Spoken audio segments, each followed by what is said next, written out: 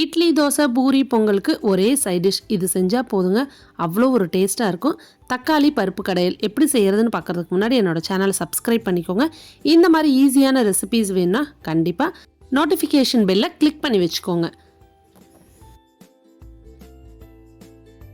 இப்போ தக்காளி பருப்பு கடையல் செய்கிறதுக்கு தக்காளி, பெரிய வெங்காயம், கருவேப்பிலை, பச்சை மிளகாய், கொஞ்சமாக தனி மிளகாய் தூள், மஞ்சள் தூள், தேங்காய் துருவலாக எடுத்துக்கோங்க.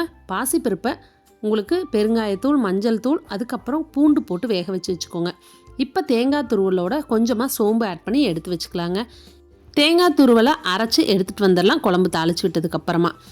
இப்போ ஒரு மண் சட்டி இல்லைனா நீங்கள் எந்த பாத்திரத்தில் செய்வீங்களோ அந்த பாத்திரத்தை வச்சுட்டு அதில் எண்ணெய் தேவையான அளவு சேர்த்துக்கோங்க. அதனோட கடுகு, உளுத்தம்பருப்பு நல்லா பொரியிற வரைக்கும் வெயிட் பண்ணுங்கள். கடலைப்பருப்பு பிடிக்குங்கிறவங்க கடலைப்பருப்பு சேர்த்துக்கோங்க.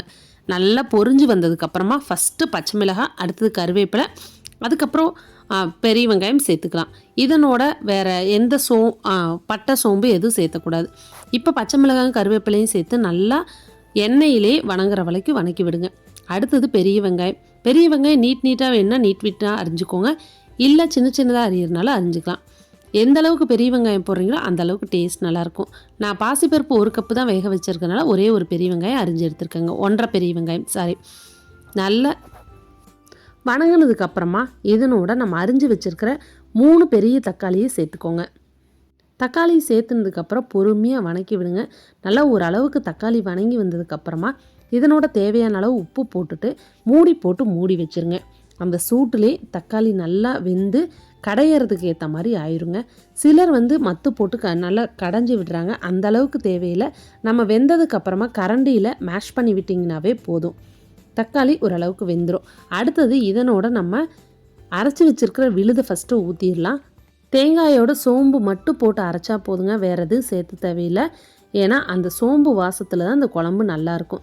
இந்த அளவுக்கு மசிச்சு விட்டதுக்கப்புறமா இதனோட நம்ம எடுத்து வச்சுருக்கிற தனி மிளகாய் தூளும் மஞ்சள் தூளும் சேர்த்துக்கோங்க.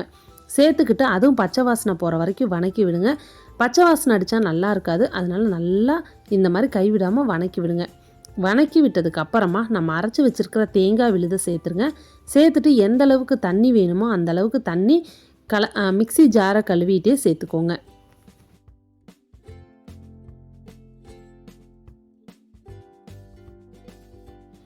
நான் இன்றைக்கி 2 கப்பு தண்ணி சேர்த்துருக்கேங்க. இது கூட அடுத்தது நம்ம பருப்பு ஆட் பண்ண போகிறதுனால அந்த பருப்பு சேர்த்துனதுக்கப்புறமும் தண்ணி சேர்த்த போகிறோம்.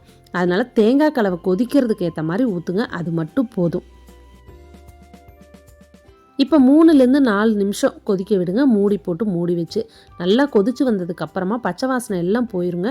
அப்போது ஒரு கைப்பிடி கொத்தமல்லி தலையை இது மேலே தூவிட்டு நல்லா மறுபடியும் கலந்து விடுங்க. கலந்து விட்டுட்டு திக்காக இருந்ததுன்னா கொஞ்சம் தண்ணி சேர்த்துக்கோங்க.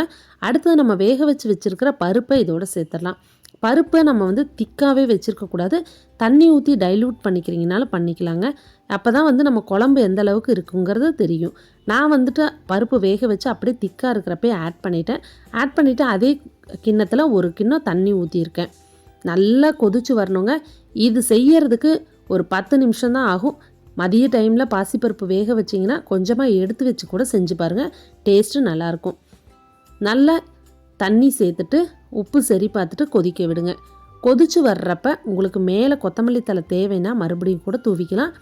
காரம் பச்சை மிளகாய், தனி மிளகாய் தூள் காரம் மட்டும்தாங்க.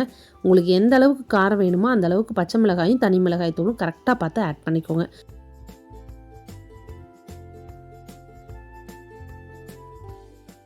நல்லா கலந்து விட்டதுக்கப்புறமா பருப்பு ஒரு கொதி வரணுங்க. அது வரைக்கும் வெயிட் பண்ணுங்கள். நல்லா கொதிச்சு வந்ததுக்கப்புறமா மேலே கொத்தமல்லி தழை தூவிட்டு இறக்கிடலாம்.